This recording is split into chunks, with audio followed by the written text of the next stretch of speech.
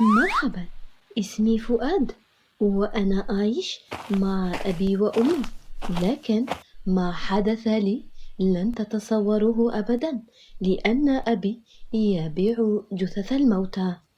وهذه هي قصتي. كنت أعيش أنا وأبي وأمي في المقابر، وكانت عندما تحضر جنازة كنا نأخذ الجثة وندخلها داخل المقبرة ونقوم بدفنها مقابل بعض المال من أصحاب المتوفى. وبعد أن يرحل أهل المتوفى والجميع، يقوم أبي بإخراج الجثة من المقبرة مرة ثانية ويبيعها إلى طلاب العلم من كلية الطب. وكان كل جثة لها سعر معين، وكان أبي صاحب مبدأ، كان لا يقبل بيع جثث النساء، كان يقتصر على بيع جثث الرجال فقط. وكان يحدث بعض الأشياء وكانت بالنسبة لي مضحكة بعض الشيء، وهي عندما يحضر أهل المتوفى لزيارة فقيدهم كنت أبتسم من بعيد لأنه لا يوجد الجثة في المقبرة، وكنت أقول في نفسي ماذا يحدث لو علم أهل المتوفى أنه قد تم سرقة الجثة.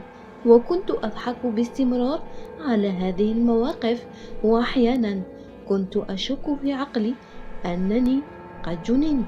ولكن المعضلة الأكبر تبدأ عند وفاة أبي.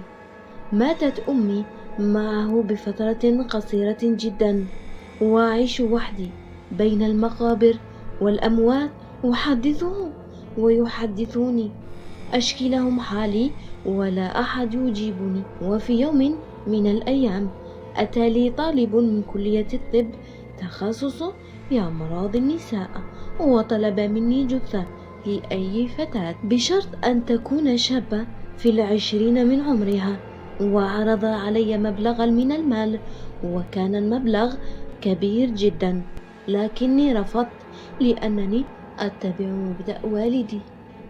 ولكن مع إلحاح الشاب وافقت، وأقسمت على نفسي أن تكون هذه آخر مرة أخرج فيها فتاة من مقبرتها.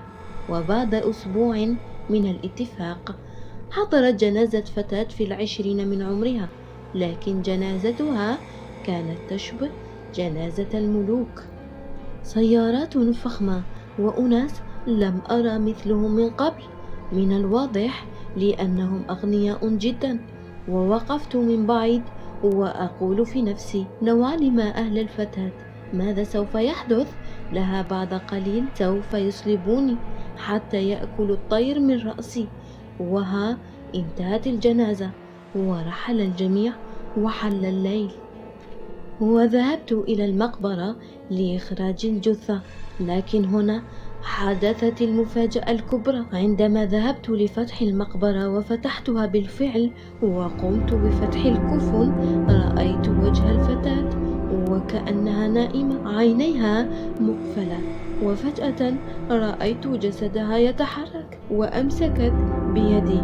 يدي ذهلت من الموقف وحدث لي رعب، وتركتها وخرجت من المقبرة مسرعة حتى هدأت، وذهبت إلى المقبرة مرة ثانية، لكن هذه المرة كانت فاقدة للوعي. وحملتها ودخلت بها غرفتي، وقمت بالاتصال على أحد الطلاب الذين بعت لهم الجثة من قبل، وحضر بالفعل وقام بالكشف الطبي عليها، وكان بها بعض الطعنات بالصدر والبطن، وما زالت على قيد الحياة. وكتب لي بعض الأدوية وإبرة خياطة لتضميد الجروح، وقال لي لا بد من تبليغ الشرطة. قلت له لا عليك، أنت عندما تفيق من غفوتها سوف تخبرنا بما حدث لها، وبعدها سوف نقرر ماذا سوف تفعل. فقال لي لو ماتت ماذا تفعل؟ فضحكت بصوت مرتفع وقلت له هي من الأساس ماتت، سوف أحملها مرة ثانية وأدخلها المقبرة وكأن شيء لم يحدث.